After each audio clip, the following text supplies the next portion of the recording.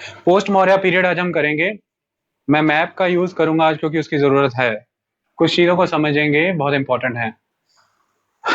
सबसे पहले तो मैं फास्ट फॉरवर्ड मोड में आपको एंट्री बता दूंगा डिफरेंट डिफरेंट रूलर्स की जो इंडिया में आ जाएंगे, और उसके बाद उनके कॉन्टेक्ट से क्या चेंजेस आए हैं वो समझना जरूरी है। ये सारा चैप्टर बेस्ड इसी बात पे है कि फॉरेनर्स के साथ इंटरेक्शन की वजह से जो चेंजेस हमारी सोसाइटी में आए, चाहे वो पॉलिटिकल फ्रंट पे हो, चाहे वो आर्ट एंड आर्किटेक्चर हो, चाहे वो पॉलिटी हो, वो कितने इम्पोर्टेंट थे और कितने प्रोलॉन्ग्ड थे। तो ये ऑल इन ऑल एक डिवाइड है हिस्ट्री का, इसको डिवाइड पीरियड कहते हैं।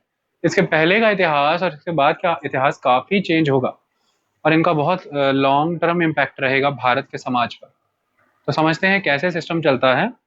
सबसे पहले आप कुछ चीजों को समझिए। देखिए, ये आपके सामने वर्ल्ड का मैप है जो 90% लोगों को पता लगता है कि हमें आता है और नहीं आता है, तो आता नहीं होता है। ये इंडिया है और ये बेसिकली एशिया का पार्ट है। इंडिया एशिया का पार्ट है। जो मेरी उंगली जो चल रही है ये एशिया पे चल रही है, दिस इज एशिया। ये मैंने रशिया को यहाँ से काट दिया, ठीक है। यहाँ पे यूराल माउंटेन्स हैं, इसके ईस्ट वर्ड रशिया एशिया में है, इसका वेस्ट वाला रशिया यूरोप में है। इसके बाद ये एशिया के बाद अलग अलग नेक्स्ट कॉन्टिनेंट है Africa, then Europe, then North America, then South America, then Antarctica, then Australia. 7 continents हैं, 3 ओशियंस हैं। This is triangular shape Indian Ocean, largest से करते हैं सबसे बड़ा। This is Pacific Ocean, this S shaped Atlantic Ocean, and this one is Indian Ocean. तो 3 oceans हैं। Arctic भी ले लो, ऊपर वाला आर्कटिक ओशियन। ऊपर ओशियन है, नीचे कॉन्टिनेंट है, नीचे अंटार्कटिका कॉन्टिनेंट है, ऊपर आर्कटिक ओशियन है। अब इसमें जब आप पॉलिटिकल मैप देख रहे हो, this is political map because this is fully embedded with the boundary lines. So administrative feasibility, that's why it is called political map. This is not physical map because इस पे physical features जैसे कि अर्थ के feature जैसे कि plateaus, जैसे mountains, जैसे planes, ये सब नहीं शो हो रहे हैं।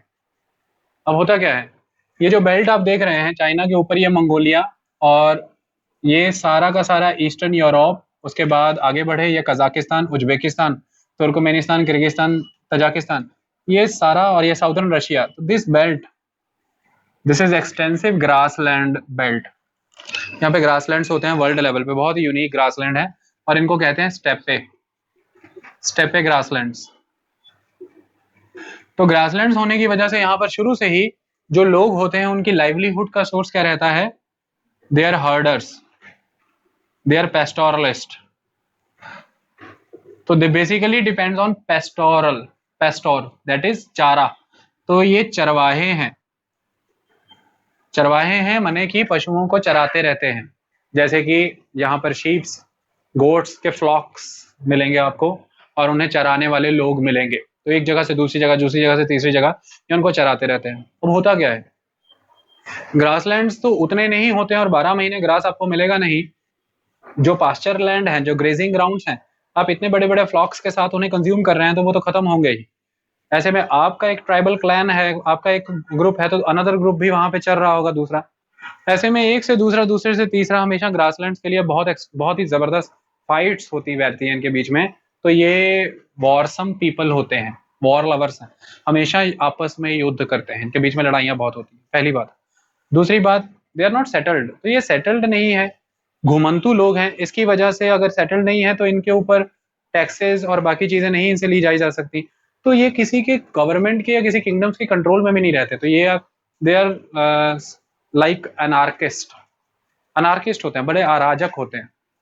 तीसरी बात, सेटल्ड नहीं होते हैं, इसकी वजह से इन्हें पता है कि इनकी कोई पर्टिकुलर आइडेंटिटी तो बनेगी नहीं, इन्हें आइडेंटिफाई नहीं किया जाएगा, क्राइम करके एस्केप कर जाएंगे बड़ी जबरदस्त तरीके से। इस वजह से ये क्राइम्स करने से घबराते नहीं। चौथी बात, ग्रासलैंड्स में है तो हॉर्सेस बहुत इंपॉर्टेंट है। ग्रासलैंड्स में तो all the time they are with the animals, तो एनिमल्स को कंट्रोल करना है, उन्हें ब्रीड करना है। ये सारी activities are masculine, very masculine activities. तो इन हॉर्सेस को चलाने की वजह से they are mind blowing horse Riders.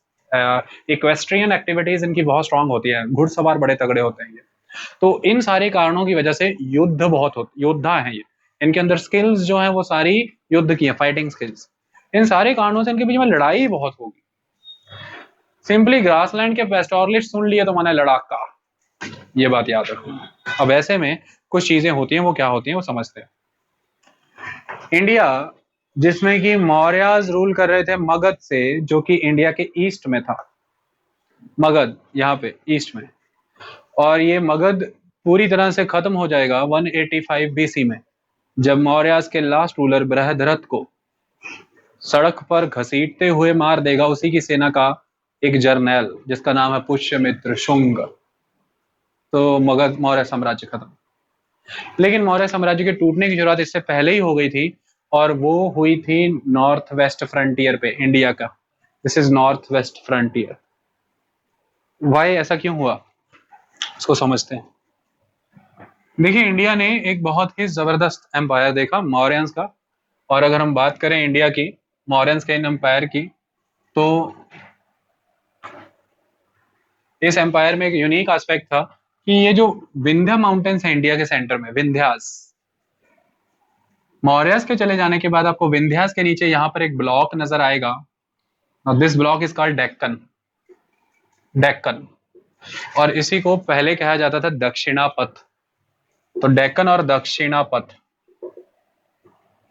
इसके अलावा अगर आप ध्यान से देखें तो ये डेक्कन के नीचे एक्सट्रीम साउथ में यहां पर आपको दिखता है तमिलहम, तमिल स्टेट्स, तमिल स्टेट्स। इसमें आ जाएंगे तंजौर के चोला, इसमें सॉरी तंजौर के चोलास, तंजौर जो मद्रास के पास, जिसको बाद में तमिलनाडु कहा गया। यहाँ पर आ जाएंगे मदुरई के पांड्या, और यहाँ पर आ जाएंगे मालाबार कोस्ट के केरल के चेरास या केरल पुत्रास। तो चोल पांड्य चेरा ये साउथ के रूलर्स। ओके ओके, ऐसे ही कर देना, ठीक है। ओके ऐसे। इसके अलावा ये डेक्कन दक्षिणापथ, क्लियर। अब विंध्या के ऊपर अगर हम देखें तो विंध्या के ऊपर अब मौर्य जैसा एम्पायर नहीं मिलता है। यहाँ पर आपको ईस्टर्न, सेंट्रल, वेस्टर्न अलग अलग कमांड्स को एक्वायर किए हुए अलग अलग किंगडम्स और रूलर्स मिल जाएंगे। सबसे इंपॉर्टेंट है, सबसे बड़ा डायनामिज्म हो रहा है ये नॉर्थ वेस्ट पे। ये यहाँ से इंदस नदी निकलती है, ये इंदस है, ये नॉर्थ वेस्टर्न रीजन है। अब समझते हैं यहाँ पर क्या होता है। इसके लिए थोड़ी कहानी सुनो ध्यान से। ये मेडिटेरेनियन सी है, और ये मेडिटेरेनियन सी के बिल्कुल पॉइंट पे है ग्रीस, और ग्रीस में एक जगह हुआ करती थी मैसेडोनिया, और यहां से एक रूलर निकला अलेक्जेंडर द ग्रेट। अब यहां से निकल करके वो ये बुल्गारिया से ये तुर्की में एंटर होकर के सारा रौंदते हुए इराक को खत्म करते, ईरान पर्सिया में एंटर होके ये अफगानिस्तान, ये सुलेमान पर्वत, यहाँ से खैबर का पास, खैबर दर्रे से क्रॉस करते हुए इंडिया एंटर हो गया, और 326 बीसी का टाइम है। 325 में वापस चला गया, और यहां से इंदस नदी पकड़ी तो नीचे तक गया पाकिस्तान, ये कराची तक, और यहां से बाय रोड ईरान के थ्रू जब वापस जा रहा है तो इराक में यहाँ आके बेबीलोनिया में मर जाता है, तो बेबीलोनिया में खत्म हो जाता है। अब वो चला गया है तो इसके बाद होगा क्या। एटलीस्ट उसने ये सारा एरिया तो जीता था ना, जीता था ना, तो फिर इन सारे एरियाज पे उसके गवर्नर्स, उसके सिपा सालार बैठेंगे। तो 321 बीसी में एक पर्सन को एक जगह मिलती है, वो है बेबीलोनिया। तो बेबीलोनिया की गवर्नरशिप मिल जाती है सेल्यूकस को, सेल्यूकस को, और सेल्यूकस इसे बहुत तेजी से आगे बढ़ाता है। तो सेल्यूकस यहाँ इराक बेबीलोनिया में बैठा है, पहले बेबीलोनिया से आगे बढ़ के पूरा इराक जीतेगा, उसके बाद जीतेगा लेवांत, लेवांत, ठीक है। लेवांत क्या है, आज की डेट में आपसे कोई पूछे लेवांत, तो आईएस एक था ना, आईएस एक आतंकवादी संगठन, तो उसने पहले वो आईएस लगाता था, बाद में उसने ISIL कर दिया था, है ना। तो वो क्या था, Islamic state of independent Syria, ठीक है। तो इसका नाम बदल जाएगा Islamic state of independent Levant. Levant क्या है, लेवांत किसको कहते हैं, लेवांत में आ जाता है सीरिया, लेबनान, इजराइल और जॉर्डन भी काउंट हो जाता है। ओके, तो ये सबको कंबाइंडली हम कहते हैं लेवांत, यानी कि मेडिटेरेनियन सी का ईस्टर्न पॉइंट, जहां पर ये छोटी छोटी 3-4 कंट्रीज आती हैं, इसे लेवांत कहते हैं वहां की लैंग्वेज में। तो अब अल्टीमेटली इसने यानी कि सेल्यूकस ने बेबीलोनिया से निकल के इराक, पूरा इराक के बाद लेवांत, और ये है तुर्की। तो तुर्की में एक पूरा तुर्की प्लेच्यू से कवर्ड है, और वो प्लेच्यू है एनाटोलियन प्लेच्यू, एनाटोलिया। तो एनाटोलिया जीत लिया, इसके बाद ईरान जीत लिया, और ईरान की विसिनिटी पे एक जगह है पार्थिया, पार्थिया, यहाँ से निकलेंगे पार्थियंस। ईरान जीत लिया। इसके बाद अफगानिस्तान जीतने के बाद जब वो आगे बढ़ा है, तो खुश रहे बाबू, तो 305 में उसकी प्रॉब्लम किसके साथ हुई है? मौर्य, चंद्रगुप्त मौर्य। ईस्टवर्ड जब बढ़ रहा था सेल्यूकस, तो मौर्य से फाइट हुई ना। तो जब वो मौर्य से फाइट होनी है, तो मैंने आपको ये जो बताया है, ये पीक पीरियड है, सेल्यूकस का पीक पीरियड है। ऑलमोस्ट सारे एरियाज उसने, ये रीजन सेल्यूकस का एम्पायर देखोगे तो ये सारा एम्पायर सेल्यूकस ने कंट्रोल कर लिया, ठीक है। और इसको हम कौन सा एम्पायर कहते हैं, कौन सी kingdom? Seleucid kingdoms, Seleucid kingdom या सेल्यूसिड एम्पायर, ये समझना। सेल्यूसिड एम्पायर कहां से आया, सेल्यूसिड किंगडम? तो बुक में खाली एक वर्ड लिखा है, लेकिन आपको बैकग्राउंड सारी क्लियर होगी तो आपको पता रहेगा। अब वो ये कह रहे हैं कि भारत में सबसे पहले इंडो ग्रीक्स एंटर करेंगे, और ये इसलिए करेंगे क्योंकि सेल्यूसिड एम्पायर वीक पड़ गया था। तो अब मैं ये समझाता हूं ये कैसे है। देखिए, यहां पर ये जो स्टेपे ग्रासलैंड एरिया है, यहां पर एक ट्राइब है Scythians, Scythians, SCYTHIAN, Scythians. Scythians ने अपने आप को असर्ट करना शुरू किया, अपने आप को स्ट्रॉन्ग करना शुरू किया, कंट्रोल में लेना शुरू किया सारे एरियाज को। सो सीथियंस के ऐसा करने की वजह से जब सीथियंस ने चाइना में एंट्री करने की कोशिश की, तो 220 BC में शी ह्यूआनतिंग के द्वारा यहाँ पर ग्रेट वॉल ऑफ चाइना बना दी गई। तो इसकी वजह से अब सीथियंस मजबूर हैं, वो चाइना की तरफ तो जा ही नहीं सकते। तो अल्टीमेटली उन्होंने रिश्ता कौन सा चुना? कजाकिस्तान, उज्बेकिस्तान, तुर्कमेनिस्तान, अफगानिस्तान से होके ईरान, या ईरान से होकर के पासेस के थ्रू पाकिस्तान, देन फिर इंडिया। सारे ऐसे ही इंडिया एंटर होते। तो फाइनली सीथियंस ने नीचे की तरफ जब प्रेशर क्रिएट किया है, तो यहाँ पर जो एग्जिस्ट कर रहे हैं उन पर थ्रस्ट आया, तो उन्होंने फिर नए आउटलेट्स निकाले, नए पॉइंट्स निकाले। तो वो कौन से हैं? अब आप ध्यान से देखिए, ये पूरे एरियाज में ग्रीक रूलर्स सेल्यूसिड किंगडम के अंदर रूल कर रहे हैं। तो अल्टीमेटली होगा क्या, ये जो अफगानिस्तान का नॉर्दर्न रीजन है, जिसके ऊपर ऑक्सस रिवर फ्लो करती है, और ऑक्सस के नीचे अफगानिस्तान, माने अफगानिस्तान का नॉर्दर्न रीजन, इस जगह को कहते हैं बैक्ट्रिया। तो यहाँ पे जो लोग रूल कर रहे हैं वो है ग्रीको बैक्ट्रियंस, ग्रीको बैक्ट्रियंस, ठीक है। सेल्यूसिड एम्पायर का एक विंग ग्रीको बैक्ट्रियंस, वो यहाँ पे रूल कर रहे हैं। अब ऊपर से सीथियंस ने धक्का दिया नीचे को, तो धक्का सबसे पहले पड़ेगा किन पर? ग्रीको बैक्ट्रियंस, यहीं पे सकाज भी हैं, और पार्थियंस, इन तीनों पे धक्का पड़ेगा।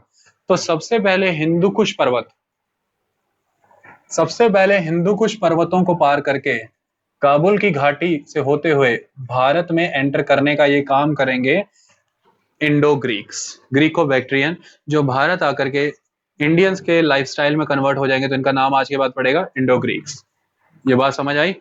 तो इंडो ग्रीक्स हैं वो सारे जिनको सीथियंस का प्रेशर पड़ा, क्योंकि सेल्यूसिड एम्पायर की इंटरनल वीकनेसेस, आपस में डिसेंशंस, लड़ाइयाँ, सक्सेसरशिप के लिए बहुत सारे युद्ध, इसने इनको भीतर से कमजोर कर दिया। सीथियंस ने जब इन्हें ऊपर से खदेड़ा या दबाव बर्दाश्त नहीं कर पाए, इन्होंने नए एरियाज ढूंढे, और वो नए एरियाज इन्हें मिले उस जगह पर जहां पर एक प्रचंड साम्राज्य कभी बसा करता था, वो था मौर्य। इनको पता था मौर्य वहां पर है नहीं, तो फिर इन्होंने उस वीक प्रिवेलिंग पॉलिटिकल कंडीशन का बेनिफिट उठाने के लिए इंडिया के नॉर्थ वेस्ट में एंट्री की है, और हिंदू कुश पर्वतों को पार करके भारत में एंटर हुए हैं। ओके जी, एस्टेब्लिश, कहानी एस्टेब्लिश।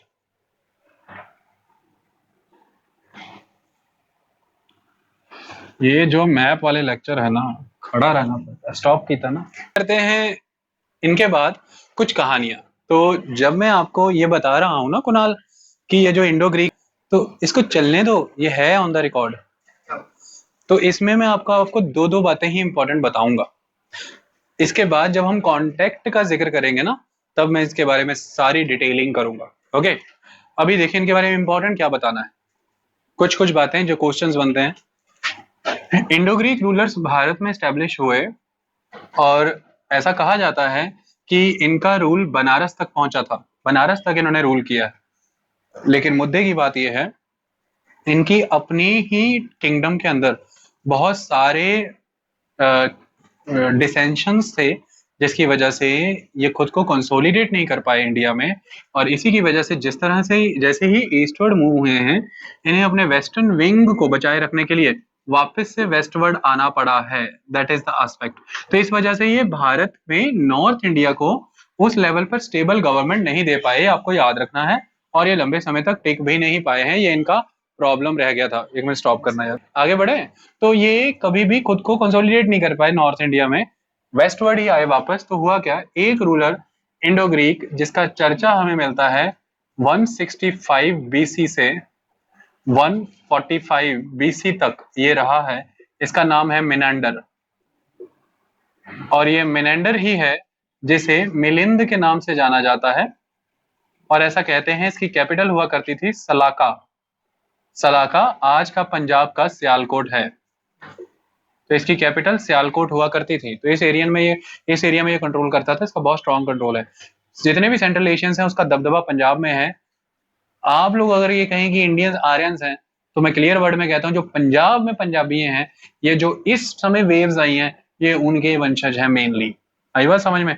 तो ये वॉरियर क्लैन से इसलिए बिलोंग करते हैं। तो सलाका मने कि सियालकोट। और ऐसा कहते हैं कि इस मिलिंद को भारत में नागार्जुन या नागसेन, जो बहुत ही हाई एस्टीम्ड स्कॉलर हुआ करता था बुद्धिज्म का, उसने इसको बुद्धिज्म में कन्वर्ट किया था उस समय में, और इसके बाद ही ये मिलिंद के नाम से जाना गया है। और इसके और नागसेन के बीच में हुई चर्चा जो है, वो बड़े पैमाने पर बुक की फॉर्म में छपी, जिसे मिलिंद पन्नो कहा जाता है। ऐसा कहते हैं कि भारत में क्रॉनिकल राइटिंग का सिस्टम बहुत पुराना है। कॉन्वर्सेशनल लैंग्वेज में चीजें लिखना ये बहुत यूनिक राइटिंग होती है। बहुत से वर्ल्ड को ये बहुत बाद में मिली है, लेकिन मिलिंद पेन्नो इसका शायद one of the earliest example है। लेकिन फिर इसके ऊपर कुछ क्रिटिक्स भी हैं, जैसे वो कहते हैं कि उपनिषद भी तो स्टूडेंट और टीचर के बीच का विवाद है। लेकिन उपनिषद में एक वन वे सिस्टम है, वहां पे टीचर स्टूडेंट को समझा रहा है अपने समीप बैठा के। इसके अलावा अगर हम बात करें तो फिर ग्रीक से कहते हैं कि प्लूटो है, एरिस्टोटल है, सुक्रेट है, वो भी तो क्वेश्चन आंसर वर्जन में ही लिखते थे अपने फ्रेंड्स के साथ या स्टूडेंट्स के साथ बात करके। तो उनके क्वेश्चन खुद से ही क्रिएटेड होते थे और फिर वो खुद से ही उनके आंसर करते थे। लेकिन यहाँ पर एक ले मैन लिटरल क्वेश्चन कर रहा है और एक एक्सपर्ट स्कॉलर उसके लिटरल आंसर कर रहा है। तो ये एक प्योर क्वेश्चन आंसर वर्जन का एक बुक है। तो ये याद रखना है, जब हम कल को आर्ट की बात करेंगे तो इस तरह का question answer format writing Buddhism में जो आता है वो मिनांडर और नागसेन की बातों से आता है। तो मिलिंद पन्नो इसलिए इंपॉर्टेंट है। इसकी बात क्लियर हुई थी आपको। ये इंडो ग्रीक्स की एक बात। दूसरी बात, इंडो ग्रीक्स भारत के वो रूलर हैं जिनका क्योंकि ग्रीक रूलर्स के साथ संपर्क है, और जहां पर बहुत समय से एक कॉन्सेप्ट है गोल्ड कॉइन्स चलाने का, तो इन्होंने इंडिया में फर्स्ट टाइम गोल्ड कॉइन्स चलाए हैं, जो कॉइन्स डेडिकेटेड हैं पर्टिकुलर किंग को। जैसे कॉइन अभी तक इंडिया में नहीं थे, क्योंकि पंच मार्क्ड कॉइन्स इंडिया में थे जो किसी एक पर्टिकुलर किंग को डेडिकेटेड नहीं होते थे। आप उससे नहीं आइडेंटिफाई कर सकते थे कि इन्हें चंद्रगुप्त मौर्य ने, बिंदुसार ने, अशोक ने, संप्राति ने, बृहद्रथ ने या किसी ने भी इशू किया है। लेकिन ये जो गोल्ड कॉइन्स अब इन्होंने चलाए हैं, इन गोल्ड कॉइन्स के थ्रू आप ये आइडेंटिफाई कर सकते हैं कि ये किस रूलर के नाम पर इशू किए गए हैं और ये किस रूलर को एट्रीब्यूटेड है। तो गोल्ड कॉइन इन्होंने इशू किए प्लस रूलर को एट्रीब्यूट करके इशू किए। ये इनकी इंपॉर्टेंट देन है भारत में, जिसके बाद चलन बदल जाएगा। और यही कारण है कि गुप्ताज बड़े पैमाने पर गोल्ड कॉइन छापेंगे और वो भी राजाओं को समर्पित होंगे। ओके जी। एक एक किंगडम और एक एक रूलर याद रखना। इसका इंडो ग्रीक का कौन हो गया? मिनांडर। अब जो आएंगे उनको लॉजिकली समझना। अब इन लोगों का क्या होता था, जब ये आते थे तो इनके बीच में ही इंटरनल डिसेंशंस हैं। तो इनके कई लाइन ऑफ एग्जीक्यूशंस बनते थे, डिफरेंट डिफरेंट लाइंस के थ्रू एग्जीक्यूट करते थे। तो जैसे ये मेरी पाम है, ये तो कंसोलिडेटेड है, तो ये कुशाणाज है, ये शकाज है। लेकिन आगे जाके फिंगर्स तो शकाज की 5 लाइंस हो गई हैं अलग। तो इस वजह से आप कंफ्यूज होते हैं, क्योंकि ऐसा लगता है अफगानिस्तान वाले शकाज, पेशावर वाले शकाज, मथुरा वाले शका, सिंध वाले शकाज, मालवा वाले शकाज, आप कंफ्यूज हो जाते हैं। लेकिन ये कंफ्यूज नहीं होना, इसको समझो ध्यान से कैसे। तो जब ही आए हैं ना, अब कौन आएंगे? इंडो ग्रीक्स ज्यादा समय यहाँ नहीं टिकेंगे, इनको रिप्लेस कर देंगे दूसरे रूलर, वो है शकास। कौन है? सकास, द सकास। और इन सकास के बारे में कुछ इंपॉर्टेंट बातें हैं, उनको समझते हैं। देखिए, जब ये सकाज इंडिया के अंदर आए तो ये कुछ इस तरह से आए। मैं टॉप पे सकाज लिख देता हूं। इनकी एक लाइन ने कंट्रोल कर लिया अफगानिस्तान को, ये वहां पे सेटल है। एक लाइन नीचे आती है जैसे गंधार का इलाका, पंजाब का इलाका, तो दूसरी लाइन पंजाब में है। एक लाइन इनकी आती है तो पर्टिकुलरली मथुरा वाली लाइन, वो मथुरा वाले सकाज हैं। एक लाइन इनकी आती है वेस्ट वाली, उसको हम कहते हैं सिंध एंड गुजरात का वेस्टवर्ड एरिया। और एक लाइन है डेक्कन का नॉर्दर्न एरिया, यानी कि मालवा, काठियावाड़, सौराष्ट्र वाली line. Okay, 5 line of Sakas clear हो गया। तो सकाज यहाँ पर टिके हुए हैं, इनकी खासियतें क्या हैं उसको सुनिए। तो सका रूलर्स में से एक रूलर हमें मिलता है रुद्रदमन। रुद्रदमन, ये रुद्रदमन बहुत की हुआ है दमन। तो ये जो रुद्रदमन है ना, photography is strictly prohibited in the. तो ये जो रुद्रदमन है इसकी खासियत क्या है, ये 150 से 150 के अराउंड ये रूल कर रहा है कंट्री में। 150 165 में ये है, 150 में ये है, तो 150 BC to 120 BC। ओके जी, तो ये रूल कर रहा है इंडिया में। और इसकी खासियत क्या है, ये सौराष्ट्र में एक लेक है सुदर्शन। ये सुदर्शन लेक को रिपेयर कराएगा, इसकी पहली खासियत। तो ये इरिगेशन वर्क को अपनाएगा। और ये लेक कब बनी होगी सिमरन, सारा सुना है पुराने लेक्चरों में, ये लेक बनी थी मौर्य के समय में। और इसे रिपेयर कराएगा रुद्रदमन, ये इंपॉर्टेंट बात है, ये पहली बात है। इसके बाद रुद्रदमन की दूसरी खास बात, तो ये जो रुद्रदमन है इसकी सेकंड खास बात कि ये एक इंस्क्रिप्शन लिखेगा। रुद्रदमन का इंस्क्रिप्शन है एक, इसका एक इंस्क्रिप्शन मिलता है हमें। अब तक के जितने इंस्क्रिप्शन थे भारत के वो प्राकृत भाषा में थे। रुद्रदमन आने के बाद जो इंस्क्रिप्शन इशू करेगा, यहाँ से एक नए युग की शुरुआत होगी। ये संस्कृत भाषा में लिखा हुआ इंस्क्रिप्शन होगा, जिसे हम काव्य संस्कृत या चेष्ट संस्कृत कहते हैं। तो अब के बाद से आपको भारत में संस्कृत में लिखे हुए इंस्क्रिप्शंस मिलेंगे। हालांकि प्राकृत भाषा के इंस्क्रिप्शन भी 400 AD तक चलते रहेंगे, लेकिन अब से फेमस हो जाएंगे संस्कृत के इंस्क्रिप्शंस। और आप देख सकते हैं डिफरेंट रूलर्स के फ्रेज में लिखे गए इंस्क्रिप्शंस, चाहे फिर वो सातवाहनाज रूलर हो, चाहे फिर वो हरिसेन की प्रशस्ति हो। तो ये अब संस्कृत में लिखने का रिवाज शुरू होगा। तो इंडिया का अर्लीस्ट लॉन्ग इंस्क्रिप्शन इन संस्कृत किसने लिखा, देखिए एक फॉरनर ने। और वो कौन था, रुद्रदमन। वो कौन था, सका रूलर। ये क्वेश्चन कई बार IAS में आ चुका है। तो ये इसका लव शो करता है toward the Indian culture. Okay, ये इसकी सेकंड खास बात। इसकी तीसरी खास बात रुद्रदमन की, इनका ऑलवेज प्रॉब्लम रहता है किनके साथ, यहाँ पे कौन है डेक्कन पे, सातवाहनास। ये ऑलवेज प्रॉब्लम में किसके साथ रहेंगे, सातवाहनास। तो हमेशा ये सातवाहनास से लड़ेंगे। और रुद्रदमन की खासियत क्या है, इसने सातवाहनास को वेस्ट से ईस्ट की तरफ खदेड़ा है, ऐसा कहा जाता है। और वेस्ट से ईस्ट की तरफ खदेड़ने के बाद ही सातवाहनास आंध्र पे कंसंट्रेट करेंगे। ओके, दैट्स वाई इन्हें हम आंध्र सातवाहना भी कहते हैं।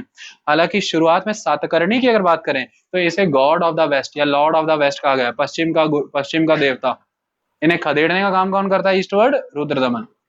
सातवाहनों के साथ इनकी राइवलरी लंबी रहेगी, पहले सातकर्णी के समय में, फिर गौतमी पुत्र के समय में, फिर वशिष्ठी पुत्र के समय में आके वशिष्ठी पुत्र का विवाह सकाओं की लड़की से होगा और इनके बीच में ठंडा माहौल बैठेगा। तो अब आपको समझ आ गया, जब हम ब्राह्मणिज्म पढ़ रहे थे उसमें लिखा था कि क्या सभी क्षत्रिय, सभी रूलर ब्राह्मणिज्म को फॉलो करते थे। तो मनु स्मृति में मनु ये कह के गया है कि मलेच्छाओं के साथ शादी नहीं हो सकती। लेकिन यहाँ पर आप देखें तो सातवाहना सकाओं की बेटी से शादी करते हैं, हमने पढ़ा था ना। तो कुल मिलाकर के यहाँ से वो शादी क्यों हुई थी, जो इतनी लॉन्ग वॉर चल रही थी इसको रोकने के लिए। ओके, रुद्रदमन के बारे में इतना बहुत है मेरे बच्चों।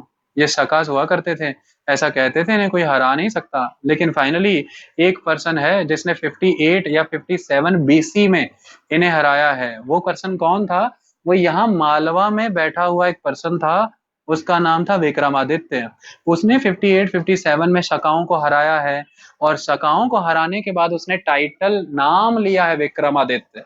इसके बाद, इस ग्रेट विक्ट्री के बाद भारत में जिसको भी किसी विक्ट्री के बाद बहुत ही ग्रेट टाइटल लेना होता था, वो विक्रमादित्य का टाइटल लेता था। और भारत में कुल मिला के 14 विक्रमादित्य हुए हैं। 12th सेंचुरी AD तक इस तरह का सिस्टम चलता रहा है। और सबसे इंपॉर्टेंट विक्रमादित्य है गुप्ता रूलर्स का समुद्रगुप्त का बेटा चंद्रगुप्त टू विक्रमादित्य। और भारत में ये विक्रमादित्य जो 58 बीसी वाला है, ये इसलिए इंपॉर्टेंट है, इसने जब शकाओं को हराया तो उसके बाद इसके टाइम से जो किंगडम शुरू हुई है, यहाँ से कैलेंडर शुरू होता है और इस कैलेंडर को हम कहते हैं विक्रमी संवत। ओके, तो विक्रमी संवत डेट कहां से शुरू होती है शहर, हमें पता चल गया 57 बीसी। ये क्यों होती है, क्योंकि इस दिन सकाओं को हराया था किसने, विक्रमादित्य रूलर ने, जो कहाँ का था, उज्जैन का, माने मालवा का, उज्जैन मालवा में है। ओके, वाह। सकास के बाद स्टार्ट कर मेरे बच्चे, सकास के बाद हम बात करेंगे पार्थियंस की। पार्थियंस, तो पार्थियंस के बारे में मैं थोड़ा सा बताऊंगा, ज्यादा मत घबराना। पार्थियंस कहाँ से आएंगे, ये देखिए, ये ईरान है और ईरान के यहाँ पर है पार्थिया, ईरान के विसिनिटी में पार्थिया। तो ये पार्थियंस भी अब एक्सपैंड हो रहे हैं। इन्होंने देखा यहाँ पर रूल कौन कर रहे थे, सेल्यूसिड्स। तो सेल्यूसिड्स ने कब से कब तक रूल किया है, 321 बीसी से, कोई भी पूछे तो बता देना 63 बीसी तक, 321 बीसी से 63 बीसी, लेकिन 63 तक आते आते बस चुपचाप सिमट गए थे बस। आपने देखा था कि सेल्यूकस के चले जाने के बाद इंडो ग्रीक रूलर्स, तो आपने अगर रिकॉर्डिंग सुन ली है एवोल्यूशन ऑफ मौर्य वाली, तो आपने सुना था कि सीरिया में एंटीओकस था, आपने सुना था कि मैसेडोनिया में एंटीगोनस था, आपने सुना था एपिरस में अलेक्जेंडर था, आपने सुना था कि साइरेन में मागा था, और आपने सुना था कि इजिप्ट में टोलेमी था। तो ये जो साइरेन वाला मागा, ये जो एपिरस वाला अलेक्जेंडर, ये जो मैसेडोनिया वाला एंटीगोनस, और ये जो सीरिया वाला एंटीओकस है, ये सारे ग्रीक रूलर्स हैं। किसके रेमिनेंट्स हैं, ये अलेक्जेंडर के रेमिनेंट्स हैं। तो अब जब हम ये कहेंगे कि बिंदुसार ने एंटीओकस से मंगवाया है अंजीर, वाइन और फिलोसफर, तो वहां पे लिखा रहेगा ग्रीक रूलर, तो आप नर्वस हो जाएंगे कि ग्रीस से मंगाया, ग्रीक रूलर से मंगाया, सीरिया से मंगाया। तो आपको एमसीक्यू आ सकता है, फंसना मत, सीरिया से मंगाया है लेकिन ग्रीक से मंगाया है। ओके, तो ये रेमिनेंट्स हैं उनके। अब जब ये खत्म होने शुरू होंगे, जैसे जैसे 100 बीसी आएगा, खत्म होने शुरू होंगे, तो खुद को एक्सपैंड करेंगे जो दबे हुए थे पार्थियंस। तो पार्थियंस एक्सपैंड हो रहे हैं और अब पार्थियंस आएंगे सकाज के, सकाज हैं, सकाज आर देयर, लेकिन कुछ पॉकेट्स को वीक पाके पार्थियंस यहाँ पे एंटर कर गए, और पार्थियंस यहाँ पर आकर के जब कंट्रोल करेंगे तो पार्थियंस का टाइम बहुत कम रहेगा और ये 1st सेंचुरी एडी के अराउंड आएंगे।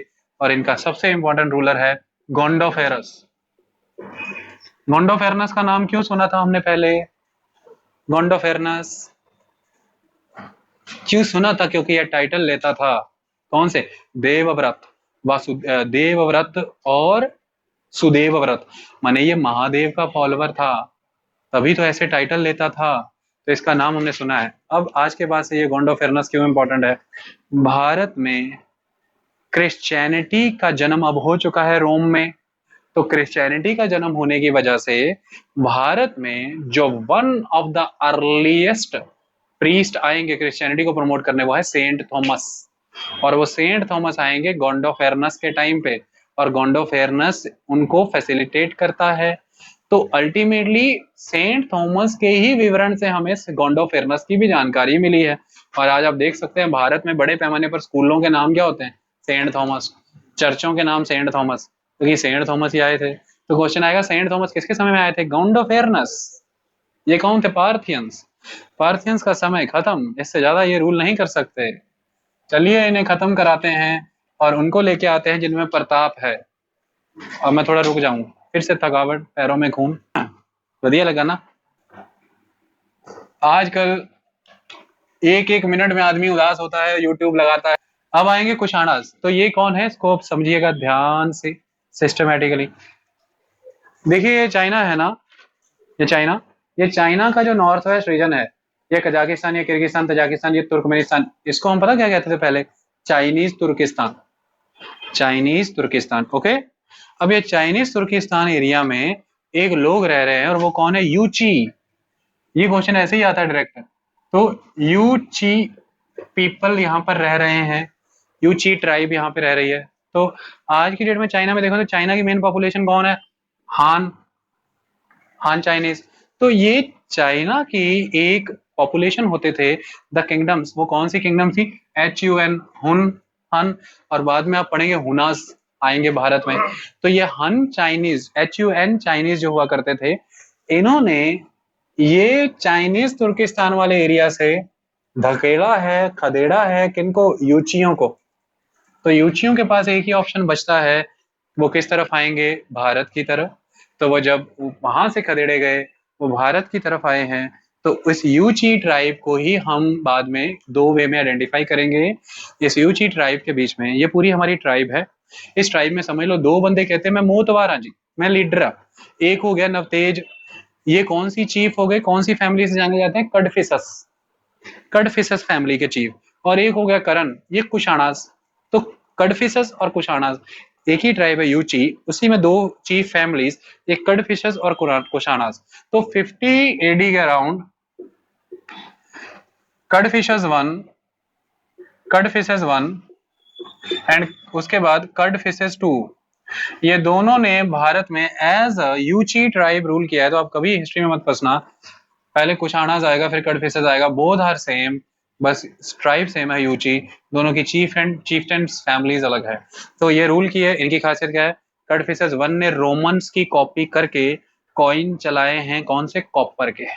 और कडफिसस टू ने रोमन की ही कॉपी करके कौन चलाए, कॉइन चलाए, कौन से? गोल्ड के। तो कुशाणों के बारे में अगर आपसे पूछा जाए, इसके पहले जो सबसे पहले गोल्ड के सिक्के चलाए इंडो ग्रीक्स ने, लेकिन कुशाणा रूलर्स ने किन के सिक्कों को इमिटेट किया है? रोमन्स के कॉइन्स को। ओके, तो अब कडफिसस के बाद गद्दी पर बैठेगा कनिष्क। कनिष्क, ये कनिष्क है, ये है बहुत प्रतापी रूलर। कनिष्क पोजीशन पे आने के बाद सबको खुद को कंसोलिडेट करेगा। ये सारे एरिया से पार्थियन तो वैसे ही उड़ा दिए, सकास जो थे उनको पार्थियंस ने हटा दिया था, जो बचे हुए सकास थे उनका इन्होंने सफाया कर दिया, कोई टेंशन की बात ही नहीं। अब ये अपनी किंगडम कहां से कहां तक बढ़ाएगा? तो यहां से बह रही है ऑक्सस, तो ऑक्सस से गंगा तक, खोरासान से बनारस तक, ये पूरा रीजन ये कनिष्क का हुआ करता था। सेंट्रल एशिया तक रूल था इसका, सेंट्रल एशिया से लेकर के गंगा तक, बनारस तक, खुरासान से बनारस तक। तो काफी बड़े पैमाने पर इस रूल को बढ़ाने का काम किया है कनिष्क ने। कनिष्क की खासियतें क्या हैं उसको सुनते हैं। सबसे पहले भारत में सबसे बड़े अमाउंट में जिसने गोल्ड के कॉइन चलाए हैं वो कनिष्क है। सबसे ज्यादा और सबसे हाईएस्ट और प्योरेस्ट क्वालिटी के गोल्ड कंटेंट के साथ जिसने गोल्ड के सिक्के चलाए हैं वो कनिष्क है। गुप्ताज ने सबसे ज्यादा गोल्ड के कॉइन चलाए हैं, लेकिन भारत में सबसे पहले बड़ी मात्रा में गोल्ड के कॉइन कनिष्क ने चलाए हैं। और गुप्ताज के गोल्ड कॉइन की क्वालिटी कनिष्क के गोल्ड कॉइन की क्वालिटी के सामने कहीं नहीं ठहरते। ओके, ये इंपॉर्टेंट एस्पेक्ट है। दूसरा, कनिष्क ने लोकल कल्चर को बहुत इन्फ्लुएंस किया। कनिष्क ने भारत आने के बाद बुद्धिज्म को पैट्रोनेज दी, और कनिष्क के समय में ही 4th बुद्धिस्ट काउंसिल होती है और महायान सेक्ट को प्रमोट किया जाता है। आज आपको उसका रीजन समझ आ जाएगा भाई। ये कनिष्क की सेकंड एस्पेक्ट। तीसरा, कनिष्क जब आया अपने साथ रास्ते में से सारी किंगडम्स के कुछ कुछ असर को उठा के ले आया, कुछ कुछ टेक्सचर साथ ले आया। तो जैसे बड़े पैमाने पर ग्रीक्स और पर्शियन आर्टिस्टों को साथ ले आया, जिसकी वजह से कनिष्क के समय में ही Gandhara school of art develop होता दिखेगा और Mathura school of art develop होता दिखेगा। तो कनिष्क का एक पॉलिटिकल सेंटर और एक कैपिटल हुआ करता था पुरुषपुरा, पुरुषपुरा जिसको हम कहते हैं पेशावर, और दूसरा सेंटर होता था इसका मथुरा। तो दोनों जगह पर एक मथुरा स्कूल ऑफ आर्ट जो कि इंडिजिनियस स्कूल ऑफ आर्ट है, जिसपे ग्रीक्स का इन्फ्लुएंस नहीं, नो इमिटेशन, और गांधार स्कूल ऑफ आर्ट जिस पर ग्रीक्स का इन्फ्लुएंस है। तो बुद्ध की ये बैठे हुए प्रतिमा जिसमें कुंडल बाल होते हैं, ये गांधार स्कूल ऑफ आर्ट, और बुद्ध की खड़ी प्रतिमा जिसमें शायद रॉयल कपड़े दिखाए जाते हैं, ये मथुरा स्कूल ऑफ आर्ट है। ये मथुरा स्कूल ऑफ आर्ट ही है जिसमें सर कटा हुआ कनिष्क इरेक्टेड वर्जन में दिखाया जाता है, बहुत ही ह्यूज बिल्ट उसकी दिखाई गई है। ये कनिष्क था, ये इसकी इंपॉर्टेंस थी। ओके, कनिष्क भारत में रूल कर रहा है, सिस्टम चल रहा है। 230 BC आ जाएगा। 230 BC के अराउंड ईरान में सर्कमस्टांसेस चेंज होंगे। यहाँ पर अब छक्के छुड़ाने आएंगे ससैनियंस और ईरानियन ससैनियन रूलर्स। ससैनियंस। ओके, तो ये ससैनियंस जब यहाँ पर डेवलप होना शुरू करेंगे तो ये आसपास फैलना शुरू करेंगे और इन नॉर्थ वेस्टर्न एरिया से कुशाणास को खत्म करेंगे। तो ऐसा कहा जाता है कि 230 के अराउंड वसुदेव नाम का एक कुशाण रूलर मिलता है, उसके बाद कुशाणास खत्म हो जाते हैं। लेकिन कहीं कहीं किसी किसी पॉकेट में कुशाणास हैं। 300 आते आते कुशाणास की पूरी समाप्ति, भारत में गुप्तास का रूल एस्टेब्लिश हो जाएगा और ये गुप्तास हैं जो पूरे नॉर्थ को कवर करेंगे और at the end finally Malwa Ujjain west के एरिया से सकास को भी खत्म कर देंगे और एक unified pan Indian kingdom establish होगी, गुप्ता किंगडम। ओके, नॉर्थ के सारे डायनेमिक्स क्लियर। अब हम इनका कॉन्टेक्ट और उसका इम्पैक्ट करेंगे। ओके, फिर से वही 2 मिनट का ब्रेक और अब हम चलते हैं नेक्स्ट एस्पेक्ट पे। अब आपको पढ़ना है impact due to contact. Contact से ऑलवेज इम्पैक्ट होता है ना। जब हम impact of central Asian contact की बात करते हैं तो सबसे पहले यहां पर आ जाता है structure and the pottery. The very first aspect is structure and the potteries. First impact structure and pottery. देखिए कुछ चीजों को यहां पर समझिए। आपसे पूछा जाएगा कि पोस्ट मौर्यन पीरियड की पॉटरी कौन सी हुआ करती थी, तो रेड वेयर्स हुआ करते थे। मोस्ट ऑफ द टाइम ये प्लेन रहते थे खाली, लेकिन कई बार पॉलिश्ड भी हुआ करते थे। ये इनकी यूनिक बात है। तो आपको अलग अलग जगहों से, जैसे हिंदू कुश से, सेंट्रल एशिया से, अफगानिस्तान से, बलूचिस्तान से, इन सारे एरिया से, काबुल वैली से आपको रेड वेयर मिलते हैं इस टाइम के, और जो प्लेन है या पॉलिश्ड है। और अगर आप ध्यान से देखें तो भारत में भी आगे जाकर के जब ये गुप्ता डायनेस्टी आएगी तो ये रेड वेयर का ट्रेंड बहुत स्ट्रांग रहेगा और ये आगे फॉलो हो जाएगा। तो ऐसा कहा जाता है कि ये कुशाणास का ही इम्पैक्ट था जिसकी वजह से आगे जाकर के इंडिया में रेड वेयर पॉटरी दोबारा से यूज में आई। लेकिन अगर आप ध्यान से देखें तो भारत में रेड वेयर पॉटरीज बहुत पहले यूज हो चुकी थी, जब प्रिमिटिव सोसाइटीज यहाँ पर थी। ये जो टाइम था इंडिया में मौर्यंस का पीरियड, उस समय नॉर्दर्न ब्लैक पॉलिश्ड वेयर थे जो बहुत ही सोफिस्टिकेटेड माने जाते थे। जो कुशाणास के टाइम की रेड वेयर पॉटरी थी ये भी बहुत हाई क्वालिटी की थी, लेकिन मौर्यस की पॉटरी बहुत ही यूनिक थी अपने आप में। तो भारत में हम फिर से नॉर्थ वेस्ट आई हुई कुछ ट्राइबल किंगडम्स का इम्पैक्ट देखते हैं, वापस से एक ट्राइबल कैरेक्टर थोड़ा सा देखते हैं, और जब हम खुदाई करते हैं, एक्सकवेशन करते हैं, तो हमें लेयर्स में रेड वेयर पॉटरीज मिलती हैं। आई बात समझ में। इसके अलावा अगर हम देखें तो हमें बहुत सारे आर्किटेक्चरल मॉन्यूमेंट्स भी मिलते हैं, जैसे हमें पैलेसेस मिलते हैं। अगर आप बुक में देखेंगे तो आपको बुक में एक मैप दिया गया है और आपको उसमें वो सारी लोकेशंस भी क्लियर हो जाएंगी। पेरोपेनिसडे है ना, अराकोसिया, आरियन, जेड्रोसिया, तो वो सारा इसमें इस बार क्लियर है।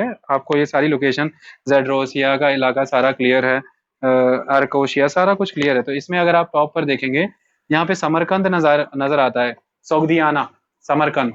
तो ये समरकंद का इलाका है, बुखारा है, खुरासान है ना। गुरु नानक देव जी की वाणी में भी खुरासान का समाना करके ऐसी लाइन्स आती हैं। तो खुरासान है, समरकंद है, ये सारे एरियाज हैं, यहाँ पर इन्फ्लुएंस होता था इसका। तो यहाँ पर हम एक पहले